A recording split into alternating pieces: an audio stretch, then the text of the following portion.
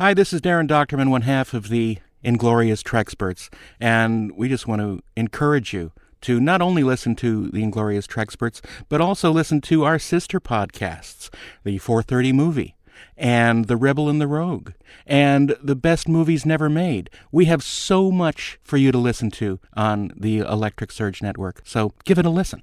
Back in the 70s and 80s, before the advent of VHS, chances are if you saw a classic movie, it was on the 430 Movie. With their famous theme weeks, it was a chance to see movies you'd never seen before and get reacquainted with some old classics. So now, join us for the 430 Movie. Hey, this is Mark A. Altman, and you are listening to War Week 2. War Revenge. The Revenge. War Week 2, of course. War Week, this is our second season. In our first season of the 430 Movie, we did War Week for Memorial Day weekend, and now we are back for Veterans Day with War Week 2. And to all those veterans out there listening, thank you for your service. I know people say that by rote, but we truly mean it. It is an amazing thing, particularly in a country that doesn't have a draft, to make the choice to go and join the military and to defend your country and stand up for the values that it was founded on. So we are genuinely appreciative. We know Steve has a lot of veterans in his family, and really just amazing stories. It's no wonder there's so many great war movie. You see the best and worst of humanity comes out during war, and I think that's been reflected in the movies. But today on the 430 Movie is War Week 2, which means we cannot repeat the movies we selected in War Week 1. So before there was the Weimar Republic, there was... actually, we had... Steve picked The Longest Day. That was Monday in War Week. Tuesday, Darren picked Ed Zwick's Glory. Ashley picked Kelly's Heroes. My pick for Thursday was Francis Ford Coppola's Apocalypse Now, the original theatrical cut. That's why today I'll be picking the final cut, which just came out of UHD. And then, of course, for Friday, our consensus pick was Patton, the brilliant Franklin Schaffner film Patton. So it was Longest Day, Glory, Kelly's Heroes, Apocalypse Now, Patton. None of those films are eligible for War Week 2, and they have been retired with honors. My many medals were... Should have kissed the son of a beep. We watched your DVD, Rommel. Magnificent bastard, I watched your podcast. And, of course, as always, I'm here with Stephen Melching. Reporting for duty. Darren Doctorman. Hup. Ashley Miller. Ashley? Ashley! Oh, my God! Private Pile! Ashley, do you expect God to miracle you're at the top of my podcast? I don't think so. And I'm Mark A. Altman. And welcome back to the 430 Movie. In fact, you're Mark the Altman. Yeah. Mark the Altman. That's right. So, we decided this is the first, I think, encore where we've come back to a topic. We were wondering, when would we end up repeating? Would it be Alfred Hitchcock? Would it be Guilty Pleasures? Would it be In the Shadow of Star Wars week? But here we are, our first sequel week, which is War Week 2, which seems appropriate. Well, unfortunately, we seem to keep having wars over and over again throughout history, so why not?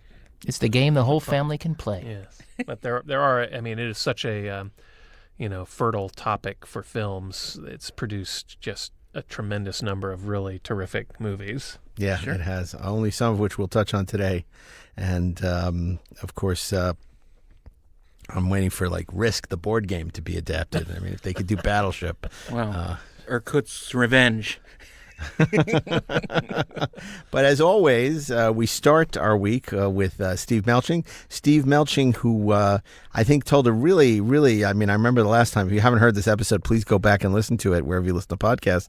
A wonderful story about his trip to Normandy and the beaches of France, and he extolled the virtues of Ken Anakin's The Longest Day, which was very interesting because shortly after that, I met Ken Anakin's daughter. Oh, no kidding. And we talked about your Princess pick, Leia? and she was very honored that, Princess Leia.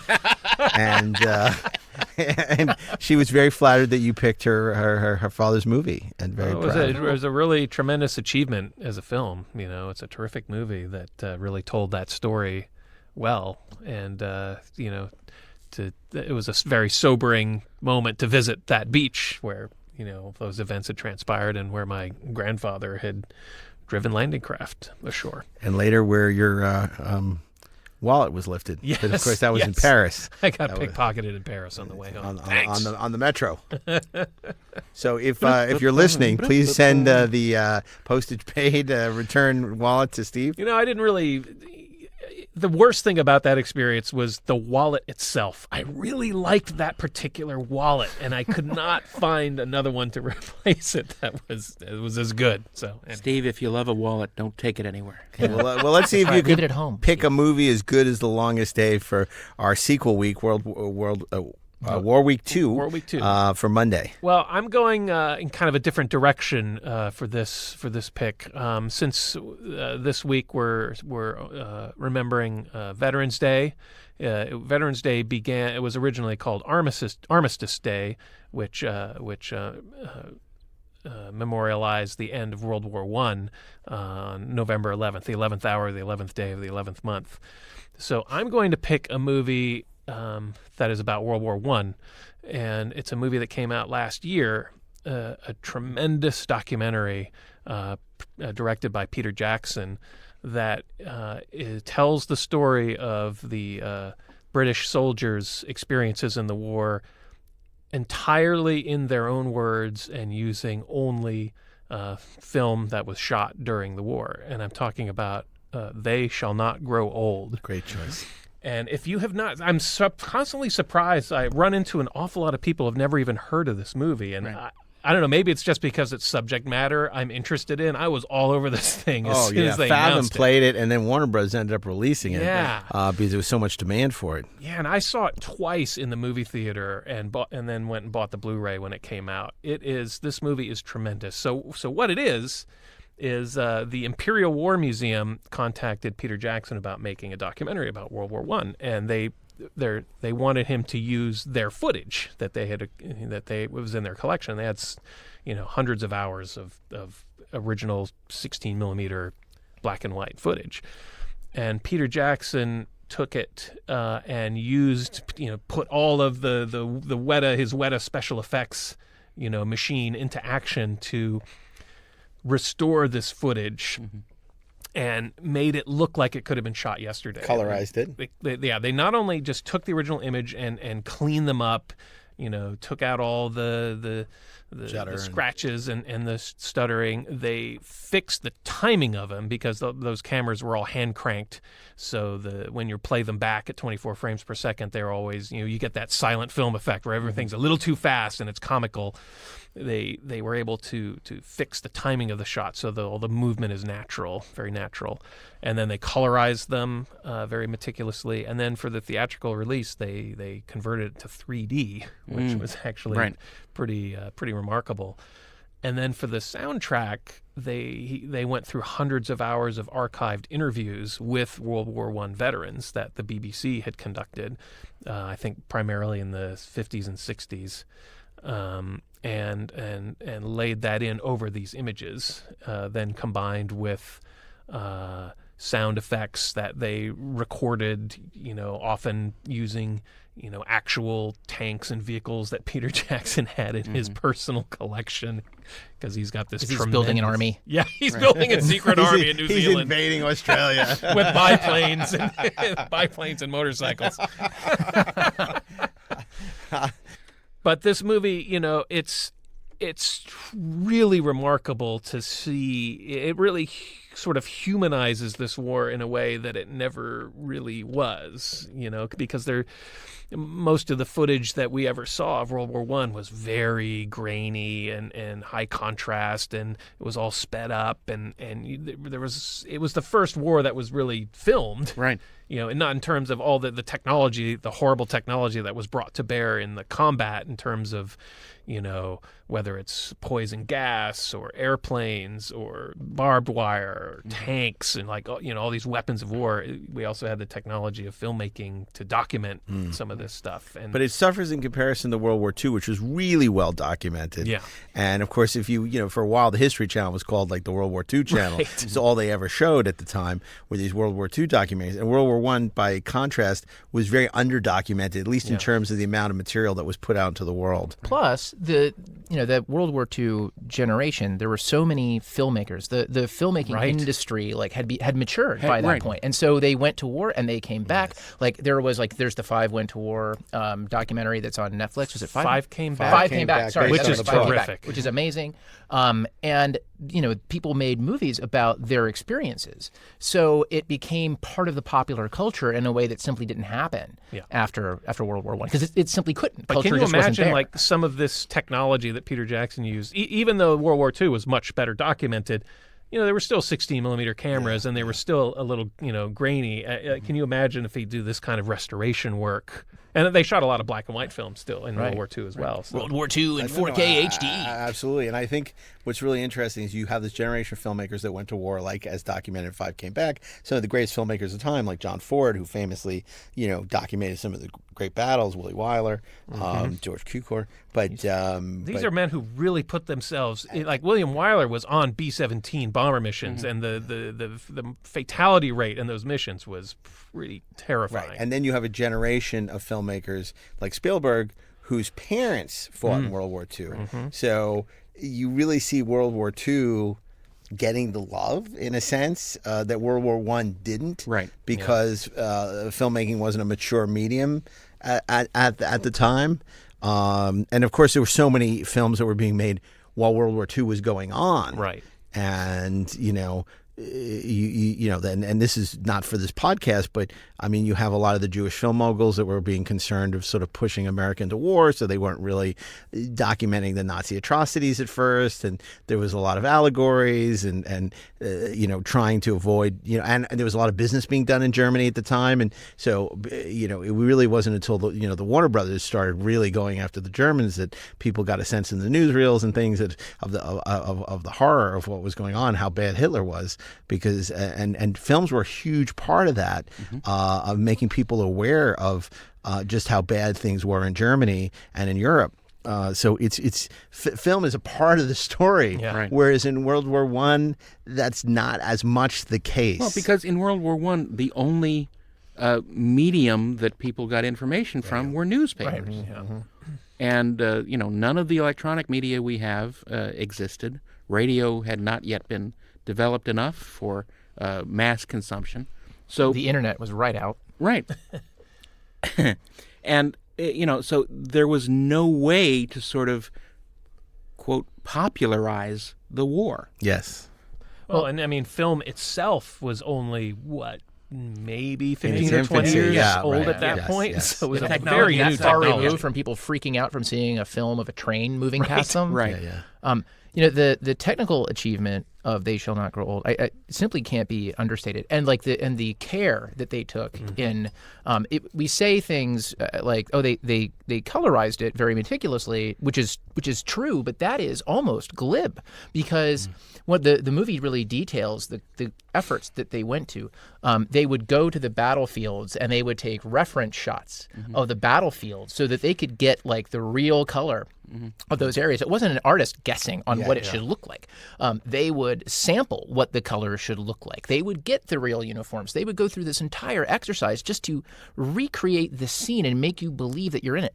One of my favorite moments from that movie, which I think I saw with you on your second time around, was when they had a shot of just an NCO who was reading orders to a group of soldiers. And for the longest time, they didn't know what he was reading to them. But then somebody found a copy of some orders that matched up with what it seemed that he was saying. And they knew the date that the film was shot. Right. And they found some orders that were sent out on that date. And so they actually have, as though you feel like he's actually saying it. And it's just, but you also don't feel like, even though they're creating it, you don't feel as though they are, they're exploiting it. Right. It doesn't feel like artifice. Right. The only time when it wasn't a veteran speaking was when they hired forensic lip readers to try to figure out what the people were saying, and then they would get a voice actor to say those words. Right. Just amazing. Oh, by the way, if you get this movie, the bonus on it is, I think it's 90 minutes of the documentary, and then there's another 60 minutes, which is just on the making of it, which is equally fascinating, which is totally also worth a watch. But the thing about this film is it really invented a new genre of storytelling. It's not really a documentary, and it's not a narrative film. It combines the best of both, although it's more of a documentary than it is a narrative film. But it's so brilliant of Peter Jackson because he's really making history accessible to a new generation by telling it in such an immediate and visceral way. Because I think all of us can watch a documentary and love documentaries, but for a whole generation, they need to have it sort of spoon-fed to them. And the immediacy of this is just remarkable. And as you say, the technology, because I think we all were people who remember Turner, announcing back when he acquired the MGM library back in the 80s, colorization, and how horrified we were, along with many filmmakers, about the colorization thing. And colorization has never been done well.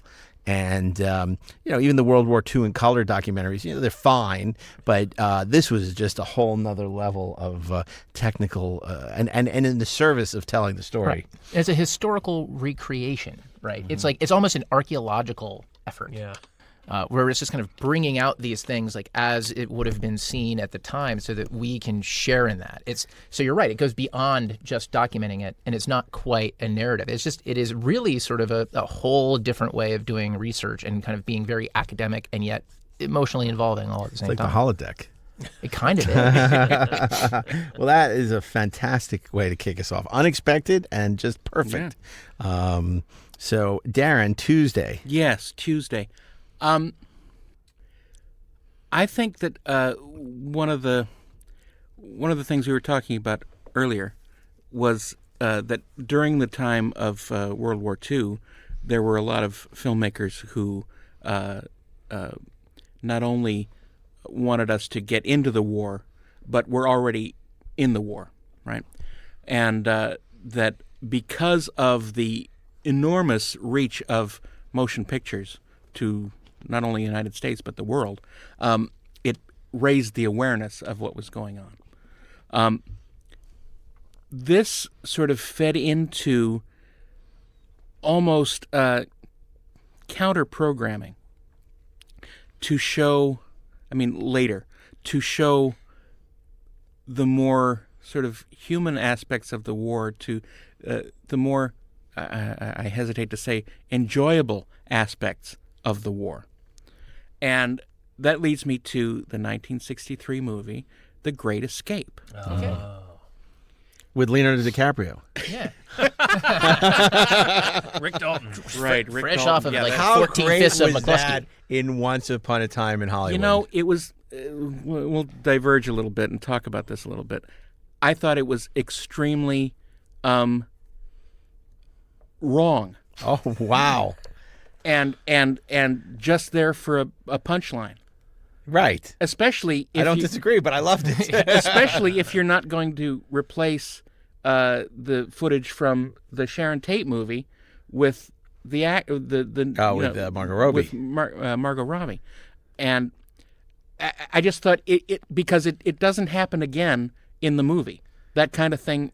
But it's such a funny story because Steve McQueen is such an important figure in that movie. Agreed. And then to have, show, he did this whole rumor that Rick Dalton almost got it, and to actually physically put him in The Great Escape. As he imagines himself in the film. And he's awful. Yeah. And I just love that. Plus, I just love the fact that The Great Escape is used because, of course, The Great Escape is one of my favorite movies of all time. Yeah. And to see it getting, the love from not only from Quentin, but a whole generation that's watching it and just probably thinks it's just some thing that Quentin shot for this movie that doesn't even know what The Great Escape is. Look, I think it's funny, and I enjoyed it at the time. I just think it's extremely self-indulgent and expensive. The entire movie's self-indulgent. But why pick on that scene? Because it's to the nth degree. Anyway, okay, that's a different podcast. But let's talk about let's your talk pick. about John Sturges directed The Great Escape, which I love. So do I. It's got an amazing score. Elmer Bernstein. That Robert Zemeckis used this score for his thesis film at USC. That's right. About a discharged soldier on a city bus. Imagine it's called Field of Valor. Yes. That Zemeckis did as his graduate project. and it had the score for Great Escape in it. Dun, But dun, dun, dun, dun, dun. It's such a wonderful sort of. It's almost a last gasp of old Hollywood. But it features so many of the wonderful actors that we would see later in the 60s and the 70s, sort of beginning their journeys. And, James Coburn, Steve Steve McQueen, James Garner, Donald Pleasance. And Stan is in it. Oh, yeah. Lawrence Montaigne. Yeah. Still, I would have Stan. And, Ilya Kuryakin is in it. Oh, yeah, Dave McCallum's in McCallum. it. Yeah. And it's riddled with... Richard Attenborough? Yeah. Dickie Attenborough? Yeah. It's riddled with wonderful actors. And they're just everywhere. Charles Bronson. Charles Bronson. Oh, my God. Bronson. Donald Pleasance, yeah. Yeah. It's so good. And everyone has a moment, at least, in the film to shine. Yes. And However briefly. Because however some of them don't briefly. make it. Well, Yeah, that's right. Unfortunately. The poor guy who wanted to be who was a horse jockey, he didn't make it because he was too short. The one you can hardly understand. Yeah. You got to shut it up with wood? What?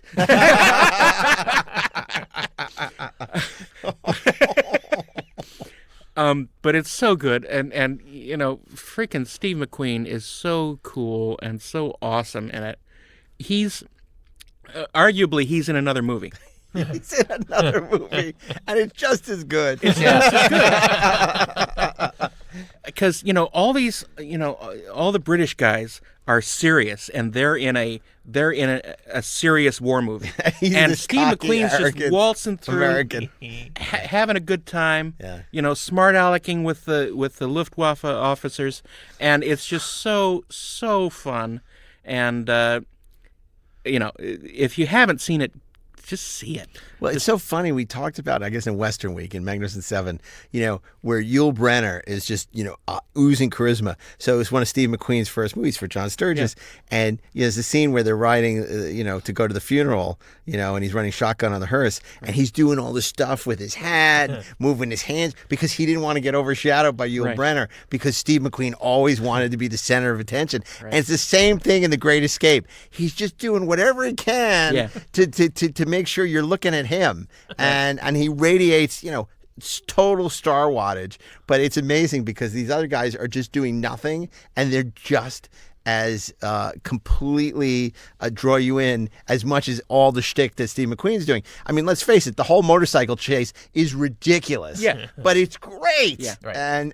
But it has no place in that movie other than Steve McQueen, had learned to ride motorcycles and wanted to do a motorcycle chase. Yeah. But it's also weirdly iconic. I mean, for me, that's the image that jumps first to mind when thinking about The Great Escape. I mean, Well, it's on the movie poster. yeah. It's on a gorgeous movie poster. Yeah. Gorgeous movie. I mean, I think it's a great adventure. I think it's very fun. But what I admire about it is it doesn't quite have a Hollywood ending, does it? No. Oh, no. No. Oh, no. And yet it gets away with it. And you would never be able to make that movie in that way. And it's so well done. It's so subtle. It's so deft at bringing you along the path with these guys. And you feel all of their feelings. You're up when they're up. You're down when they're down. And it's interesting how they treat the Luftwaffe soldiers As sympathetic. as sympathetic, Yes. because they treat them like, well, they don't like this situation either. They don't like the Gestapo either. Yeah. They're just as scared of the Gestapo as we are. Yes.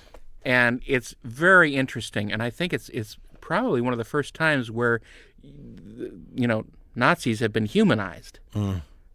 As being real people with real by then feelings. it's the mid '60s. Sure. And we're further away from the war, and there's Nearly a little 20 more years away nuanced from the war, approach. yeah. Yeah. So Well, and the Germans that ran these POW camps were generally not your hardcore Nazis. Right. They were Wehrmacht, regular German soldiers, and the Luftwaffe administered these camps. Right. And these were all airmen that were placed in these camps. So they had a certain gentleman's agreement among themselves that actually continued on from World War I, where the the aviators flew in the skies. They were the knights of the sky, jousting in the sky, and they respected each other, whereas the soldiers on the ground wanted They were just grunts. Yeah.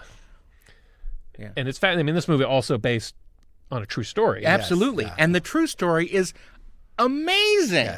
Yes. Because all the stuff you see in the movie, I mean, most of it, actually happened. And it's all the more astounding that not only the stuff that you see in the movie, but other things happened that, and obviously this is taken from several stories. It wasn't it's a pastiche just, of several it's a pastiche of what happened. And Stephen Rubin, who did the bonus content, has recently did a documentary on the Great Escape, which is worth seeing as well. See that. He's a huge fan of Great Escape. Right. He wrote the James Bond films book, and Stephen J. Rubin, and he's been documenting the Great Escape for quite a while, and he just came out with a new movie about it. Oh, that's awesome. It's an amazing film. So many memorable scenes. We talk about the motorcycle chase, but there's also the great scene on the bus where they catch him when they're boarding the bus, and he says he says your German is very good.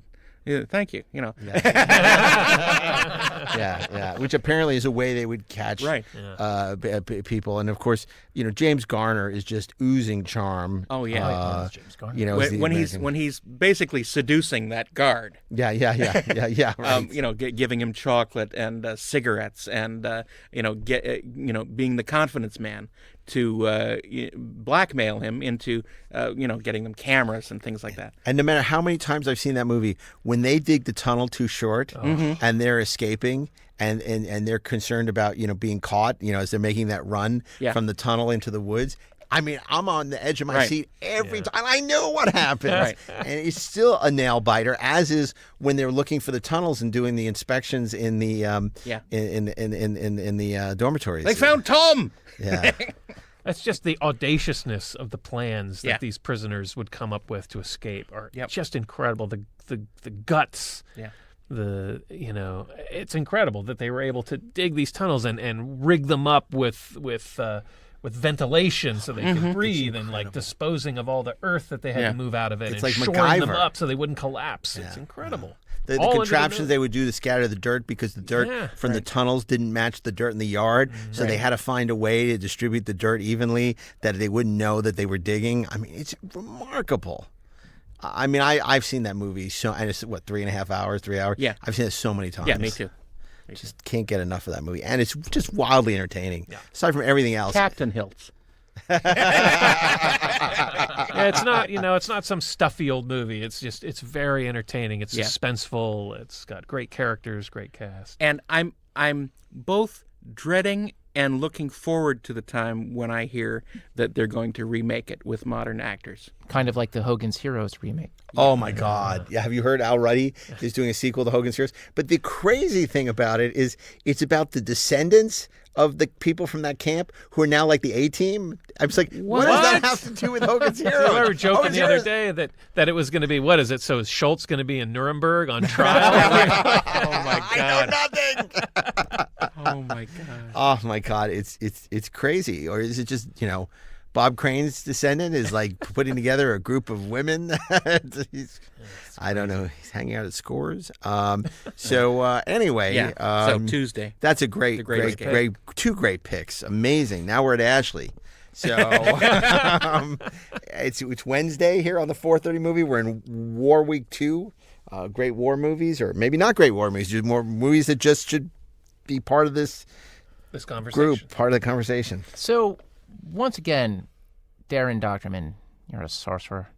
I was waiting for you to just go outside the box again, and I was thinking, well, I'll go inside the box. But you stayed inside the box, forcing me to go outside the box in a very in-the-box sort of way. To be inside the other box. And there we already did Hellraiser. Wait. Yeah, right. Boxes within boxes. It's like a Russian doll. Ay, caramba, man. There are so many ways to go outside of this box, but I think I'm going to, because it's Veterans Day. Yes. And it's not just movies about war or World War II.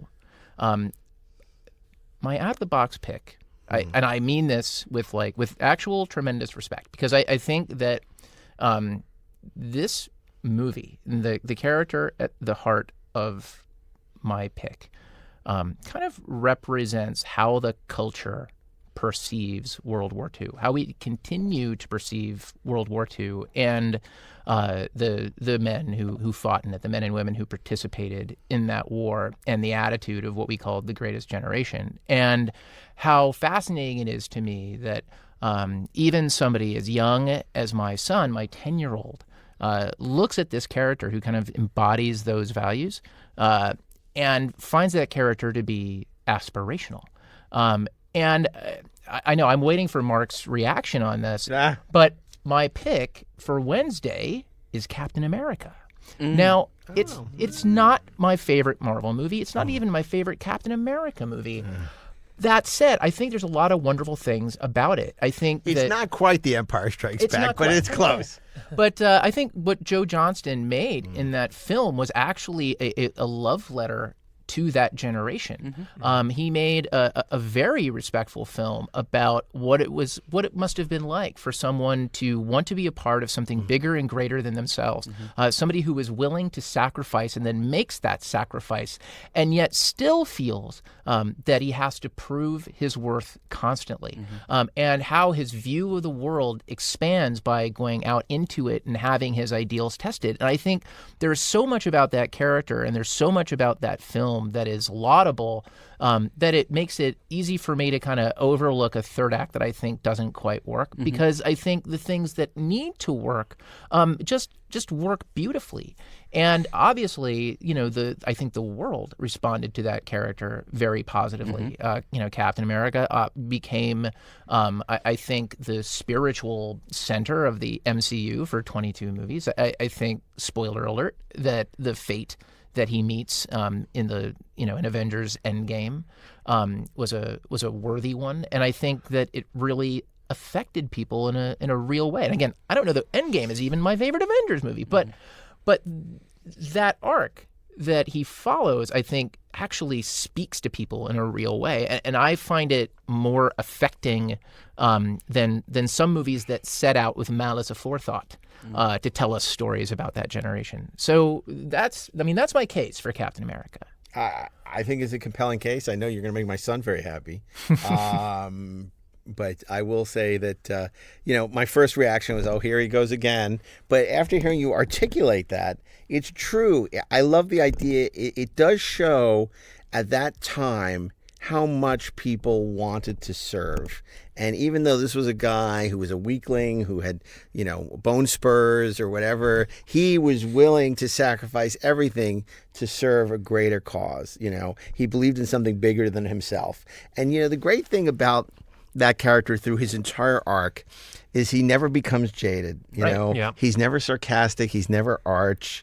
He's so authentic, and it's so refreshing. And I remember when Chris Evans was cast, everybody's like, "Oh, the guy from Fantastic Four," and he's so perfect. He's so pitch perfect in all those movies. But despite the flaws, the Joe Johnston original, you're right. That first couple of acts work like gangbusters, and then it becomes the movie that Hugo Weaving hates. The sci-fi laser guns. In 1940s, it's just. But so much of that works. I mean, that movie works overall.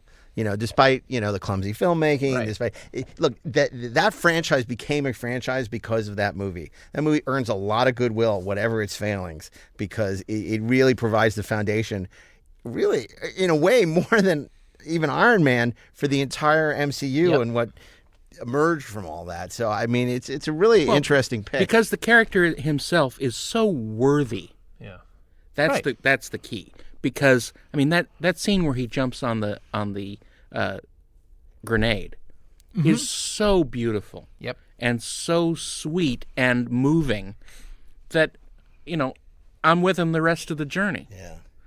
And it's just so. I mean, we rarely get to see actual good people in movies. Yeah, no anti-hero, right? Yeah, he's completely hero. He's completely a good human being, and that is so refreshing. And he's not a Pollyanna, Right. It's like he recognizes humanity and what we're capable of, both good and bad. But he sticks to his moral center, which is what I think is fascinating. And what's so great becomes the moral center of the whole MCU. And what's so great as we see, particularly as a generation of young boys and girls, that these characters are role models, whether it be Black Widow or whether, and we know better, kids who are obsessed with these Marvel movies, the way we were with a whole different group of movies. I would say Star Wars, but the kids are obsessed with Star Wars too. Right. So, to see somebody like that, because let's face it. I mean, Tony Stark is not a great role model, Right. Whereas, Captain America, I think there's a really great message there. And these movies really speak to a whole generation of kids. And so it's great that a character like that exists, and a movie like Captain America, the First Avenger, works. And I remember it came out I think the same weekend as Rise of the Planet of the Apes, or the first of the remakes of Planet of the Apes, and they could not be more different in terms of, because that one just has, oh God, humanity is just awful. Right. And it's as much as I want to say, oh, there he goes again, I think it's a great pick. Thank you. And it does represent this idea of Veterans Day, of service, of sacrifice, of all these things about why people want to be part of the military, why people care about more than just themselves, and Captain America epitomizes all of that. Wanting to serve his country and stop this spread of sort of existential evil. Yeah, around the and it's world. not like he's drafted or forced to. It's like he's desperate to serve and make a difference. And he doesn't have to learn the importance of it. He knows it from the beginning. Yeah. It's a great pick. Puts me on notice, because for Thursday, man, You're on notice. He's serving notice to you. I got trouble. I'm a world of hurt, because there's so many movies, I could go so many different ways. And in a way, this is like a game of chess, because you pick, a certain kind of film, this brilliant World War I film from this year that hopefully the Academy will recognize in some fashion for, what it does. Pick just a total popcorn, crowd-pleasing, wonderful, more stars than there are in heaven. Just one of these big, it's such a 60s film.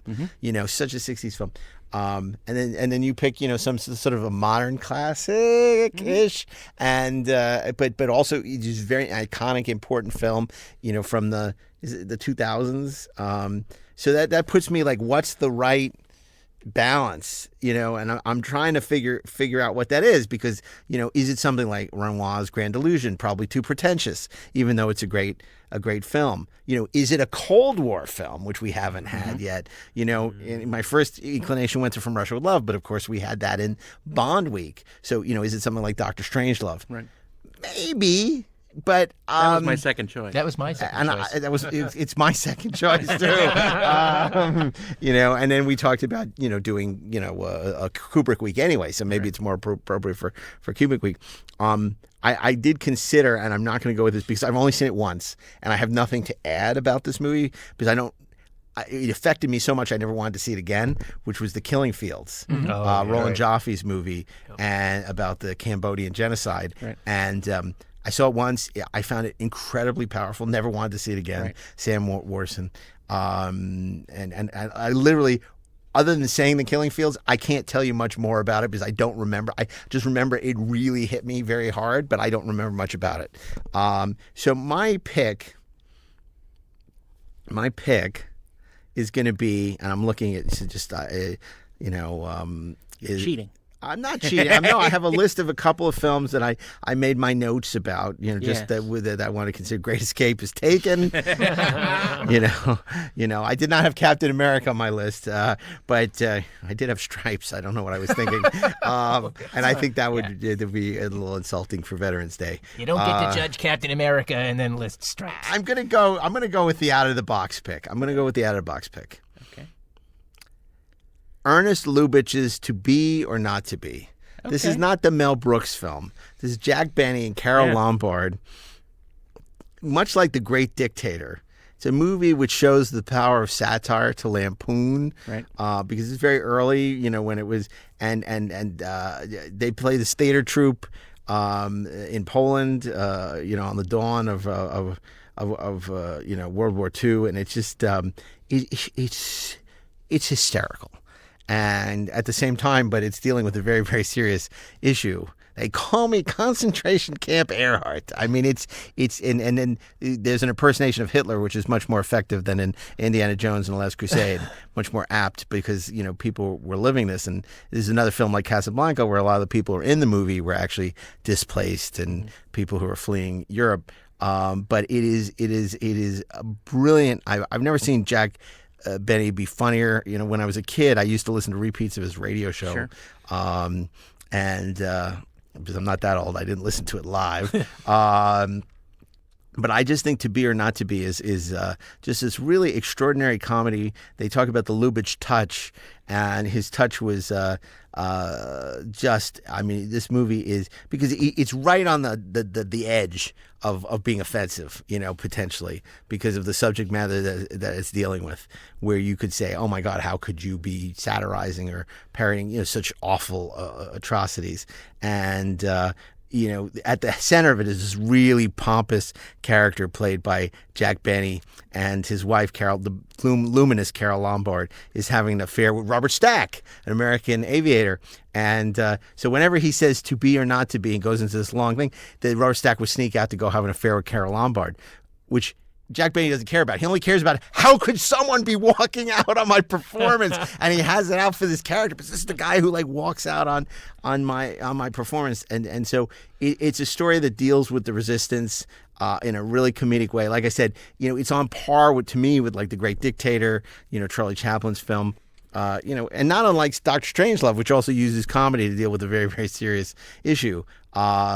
As does MASH, which dealt with the Korean War, but was really dealing with the Vietnamese, the Vietnam War. So it's amazing that smart satire can be so utterly effective. And so in my case, like I said, I'm going to go out of the box. I'm going to go with to be or not to be. A lot of people know the Mel Brooks version, which is not particularly good. But the original the original Ernest Lubitsch version is just, it is a classic. It's brilliant, and it just shows you what a loss. Carol Lombard died during World War II in a plane crash where she was helping to sell war bonds. This is back in the time of the activist actor, where being on Twitter and tweeting or on Facebook was not political engagement. I mean, she was off with the troops and on planes and traveling and walking the walk and not just tweeting the tweets. So really remarkable, and that's just. And Jack Benny's amazing at it. Jack Benny is amazing at it. Yeah. He's so funny because this is a guy who was not afraid to play a pompous ass. Right. I mean, he was in a way very much. It was like that Robert Downey Jr. kind of just so. Just made being narcissistic, self-reflexive, charming. Yeah. So just absolutely adore that movie, and so and I'm like I said, a big fan of satire. So and it's a film that I think is oft overlooked. So my inclination to go with The Dirty Dozen was trumped by going with To Be or Not to Be, because I sort of lumped The Dirty Dozen in with Great Escape as one of these great 60s supercast kind of movies. And as much as I love The Dirty Dozen, that's sort of like my Father's Day movie. That's like that's like your alpha dad movie. But I'm going to go with To Be or Not to Be, which is my cinephile choice. Yes. Well, I'm glad you picked it because I've never seen it. I've only seen the Mel Brooks version. And now I feel like I have something really interesting and good to watch. You should. It's really funny. It's laugh out loud funny. Yeah. And sometimes it's that kind of movie where you feel like really awful laughing because it's like, it's so hard. This is the thing, like people now, like they just get offended. Like you would laugh at this and say, oh my God, I can't believe I'm laughing at this because it's so offensive, rather than this is so offensive, who can I get fired? Right. So it's a really remarkable. I haven't seen it in a couple of years, and just talking about it now makes me want to go. It has just real belly laughs in it, which is really, really funny and very, again, made in the at the time. Right. These movies are such an interesting historical document because they're being made. At the time this stuff's all happening, so these people's perspectives on what's going on and the apathy among some and the engagement by others, and a lot of it is trying to hide certain political opinions because they were unpopular, or could be. I mean, they don't even mention that Jack Benny, and Carol Lombard are Jewish in this movie, even though they clearly are. And it's just some wild comedic set pieces that are just, hysterical with the caper and stuff, where they're impersonating certain characters and going about their work, and this theater troupe that's gets involved in this whole thing, and it's great. It's just great. I'm with Ashley. I've never seen this movie either. I've certainly heard of it, and I'm familiar with Lubitsch. You dig it the most. Yeah, so I'm excited to try to seek this out as well. Criterion put it out. It's a great Criterion disc. So, that would be the version, I would say. Or if you have the Criterion channel, which I'm sure it airs on the Criterion channel.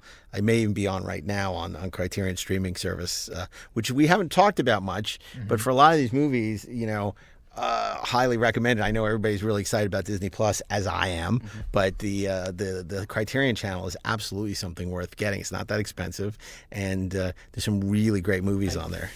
I think They Shall Not Grow Old might even be on HBO right now. I thought I saw somebody in my Facebook feed remark of having seen it on cable recently. I think it is because it was funded or distributed in America by Warner Brothers. Right. So Warner Brothers owns HBO. I would suspect that's probably where it is. Check your DVRs. It might still be available, or HBO Go or HBO Now. Yeah. So Friday, this is a really eclectic War Week 2 may be even better than War Week 1. Bigger, more longer, uncut, but easier, quicker, more seductive. It's a dessert topping and a floral. Finding the right film for Friday is going to be a challenge. Well, there's a great movie about the resistance that we haven't talked about that I think is oft overlooked.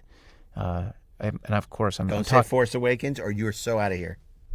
Okay. Well, then what I'm going to say instead. No. Well, what I'm going to say is, I think the Val Kilmer classic, Top Secret.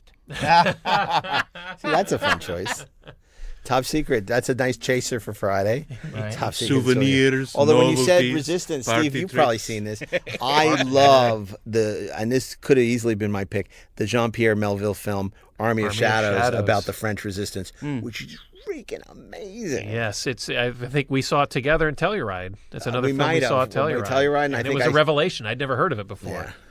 It's an extraordinary film, and it was only rediscovered about, I was going to say, 5-10 years, probably 15, 20 years ago. But it's like last year. No, it was, but it was re-released theatrically, and it's one of these dark, sort of noirish kind of World War II French resistance movies, and with some also incredible set pieces. And I think great performances, and it's based on a lot of real things that happened, and also not a very happy ending, if I recall.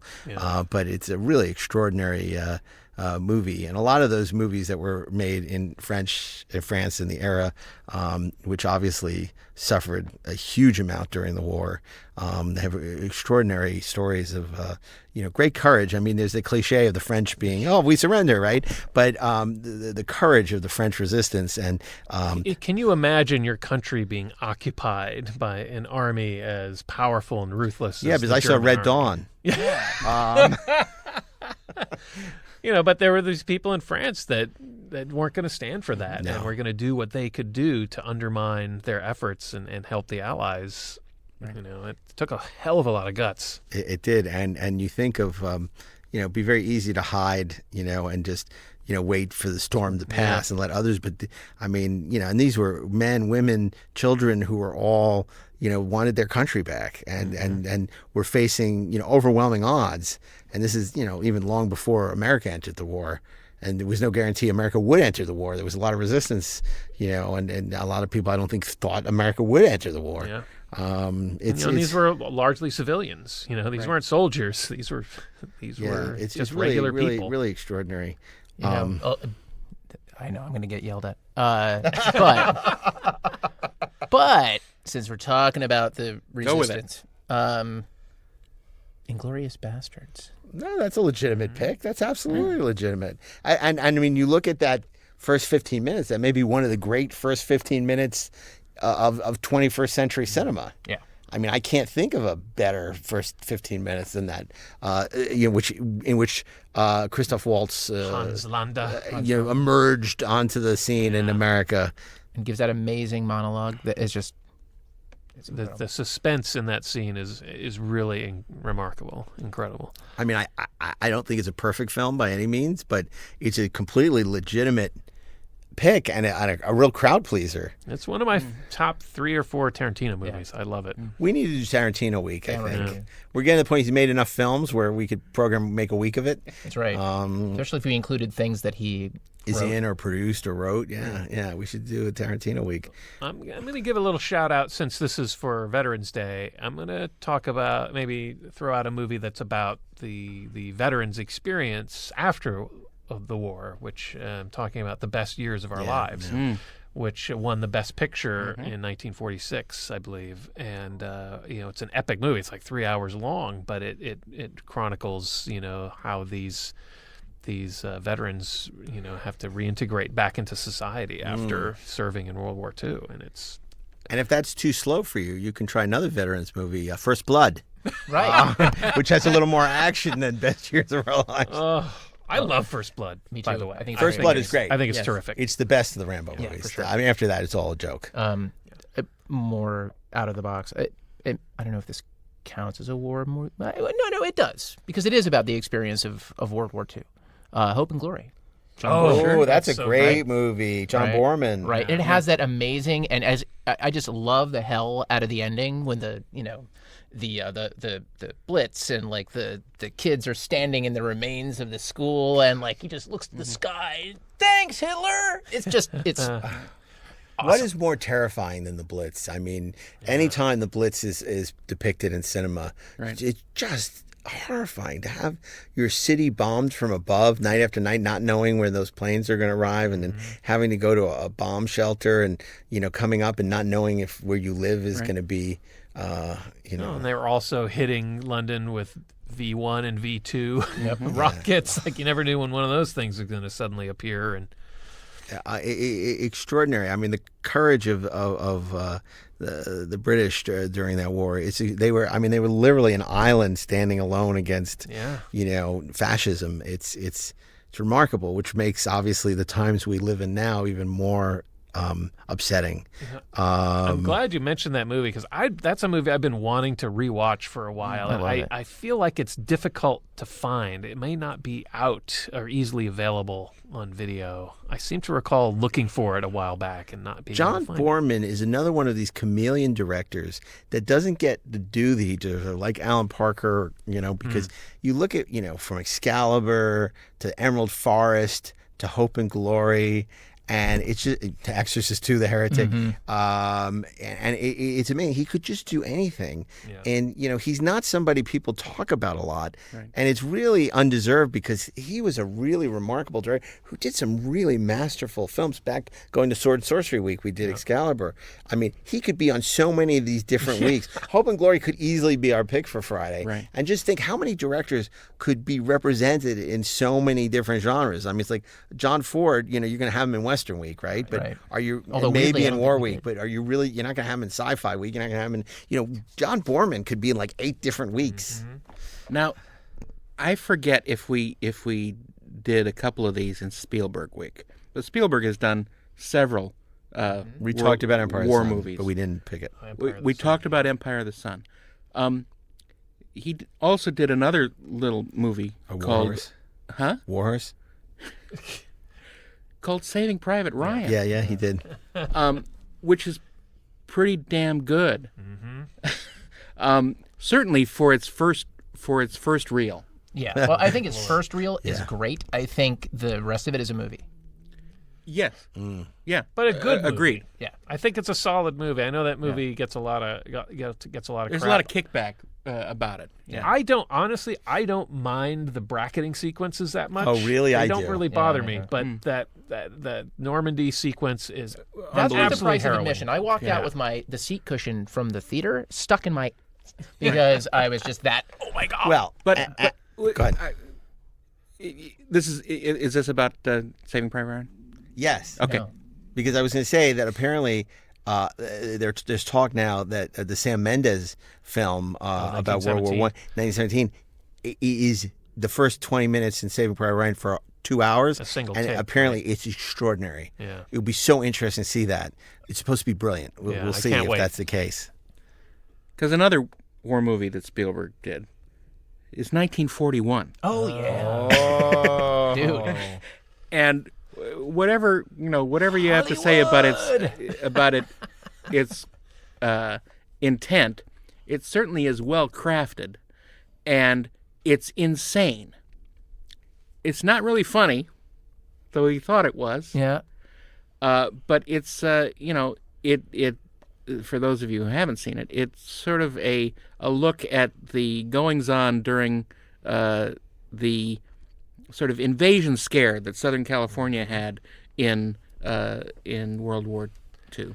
February 1942. Right? Yeah. I love that you mentioned 1941. I actually really enjoy 1941. I love that it gave us Raiders of the Lost Ark. Had that not failed so miserably, he probably would have never done Raiders, or had the discipline to do Raiders correctly. Right. Yeah. It's a movie that gets a bad rap. I think part of it, he kind of buries it, even in that Spielberg documentary. He controls his narrative so tightly that, I wish he embraced it more at this point. He could afford to embrace it because he's done so many brilliant films and he's such a genius that, it's like accept your failures, rather than try and sort of hide them. Push them under the... or make a joke out of it. But I like 1941. I think it's fun. Yeah. And I love it. It's overbaked and overheated and ridiculous. And it's too much of everything. Yeah. A director who can do anything, gets to do anything, and it blows up with just...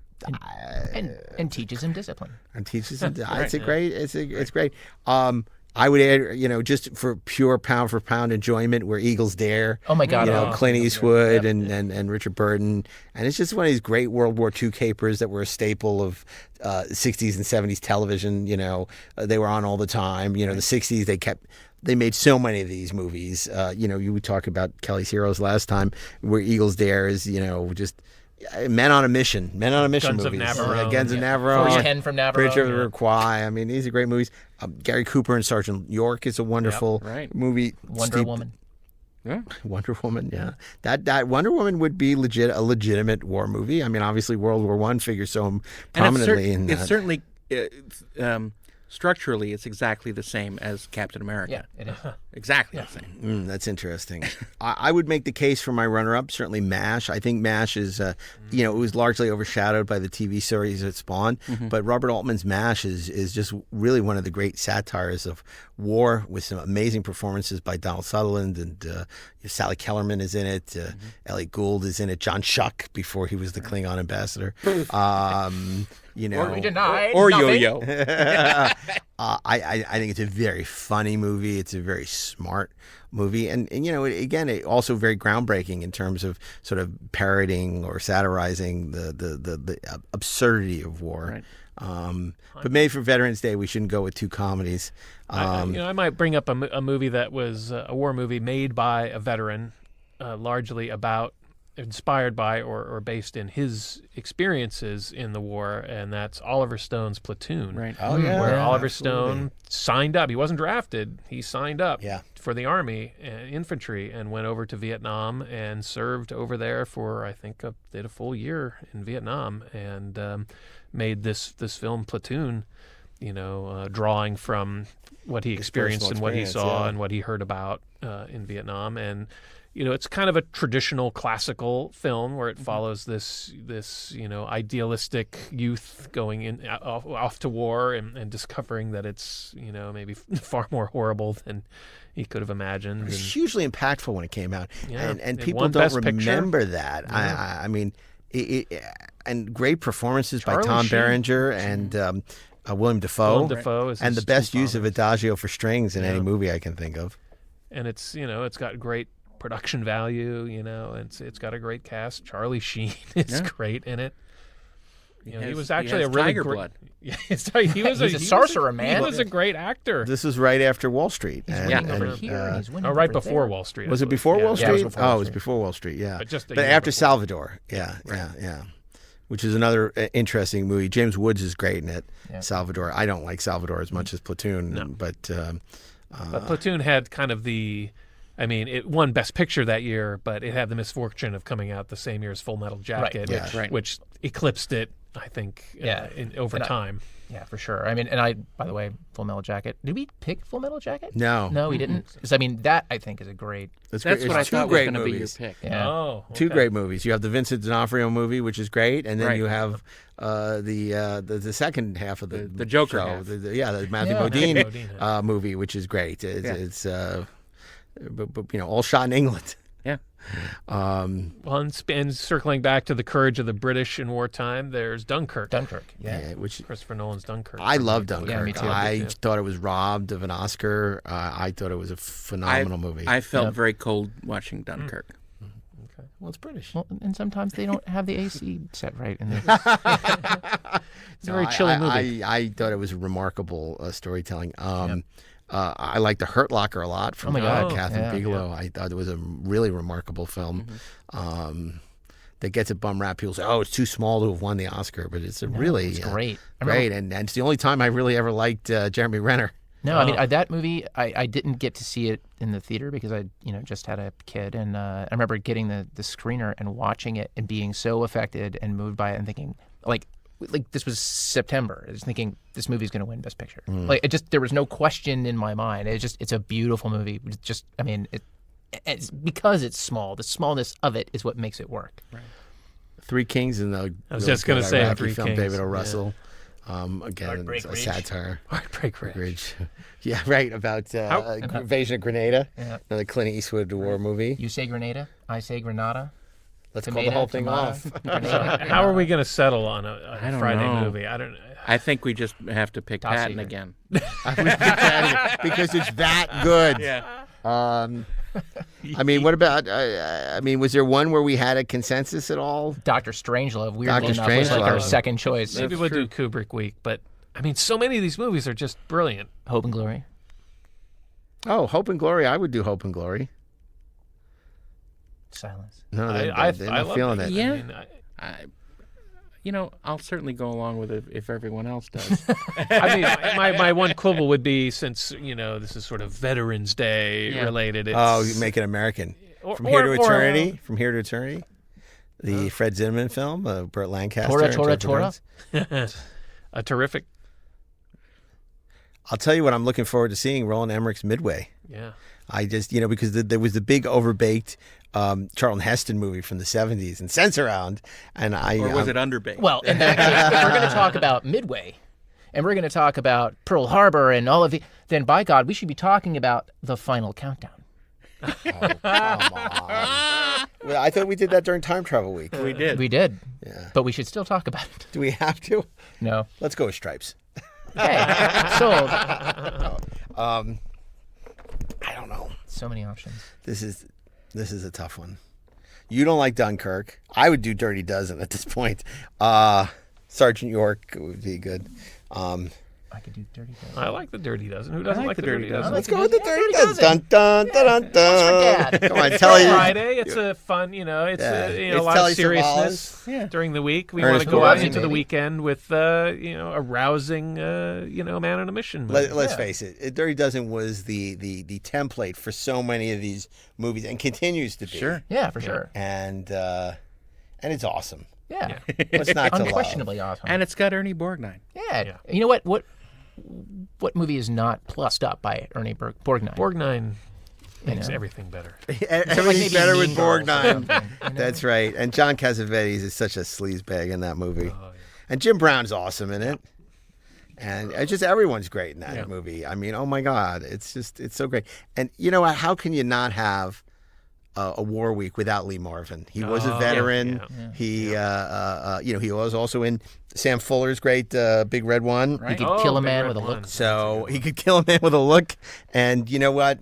It's Lee Marvin. You had to Done. get Lee Sold. Marvin. Sold. Okay. We're in. So Yeah. This That was was a close War one. Week 2, and hopefully there won't be a War Week 3. There was on NBC. Remember World War 3 on NBC, the miniseries? That was terrible. Anyway, Monday. Monday was, They Shall Not Grow Old. Tuesday. The Great Escape. Wednesday. Captain America, the first Avenger. Thursday, To Be or Not to Be. And on Friday, The Dirty Dozen. That's an interesting week. That's another eclectic week. Season 2 is shaping up in a very interesting way, to say the least. And I'm just curious. I want to ask our behind the big board, Mr. Bill Ritter, who we're very grateful to for making us sound great. Bill, what would your pick be for War Week 2? King of Hearts. King of Hearts. King of Hearts. Was that a John Cassavetes directed movie? I don't King know. of Hearts. It's an old movie. It's probably in the vein of your To Be or Not to Be. My favorite. Well, I think we're all going to have to check that out. Yeah. King of Hearts. Excellent. Languages in it. The French speak French. The Germans speak German. Huh. And the snozberries taste like snozberries. Starbellied sneakers. And producer Natalie Miscali, do you have a pick for War Week 2? Probably Deer Hunter. Oh, good. That's a good good one. veteran. The Deer Hunter. That's good for veterans because it's all about coming back, coming home. Yeah. And Christopher Walken good. and De Niro and yeah, Russian that's roulette. a good pick. Michael Cimino, excellent pick. Wow, Excellent. You topped the 4:30 spurts. What do we? It doesn't sound right. Don't call the them the Trek spurts. sounds right, but the 4:30 spurts does not sound. Got the 4:30 spurts. There's medicine for that. Oh my God. Okay. Anyway, moving on. Thank you for joining us. Spastic colon. What fast food restaurant is that? Thanks for joining us for 4:30 Movie. If you're a fan of this podcast, you may want to check out Electric Search's other podcasts, like Inglorious Trexperts every Saturday, and The Rebel and the Rogue, a Star Wars podcast, every Tuesday.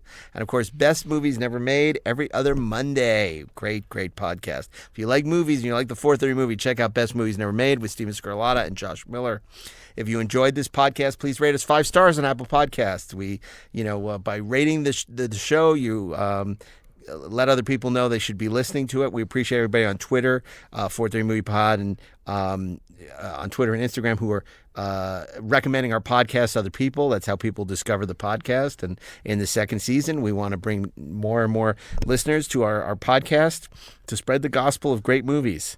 Also, a very special thanks, to Bill Ritter and Natalie Miscali, our producer, here at Electric Search Studios. And, of course, Dean Devlin, without whom this show would not be possible. So on behalf of Steve, Darren, Ashley, and myself, Mark Altman, we want to thank you, and we'll see you next Friday, for an all-new episode of the 4:30 Movie. Until then, Eyewitness News starts now. Fallout.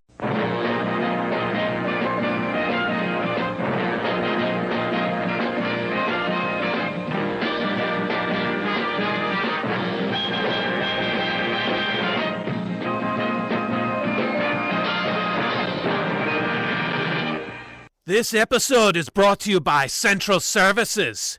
We do the work, you do the pleasure. Central Services. This is a production of the Electric Surge Network.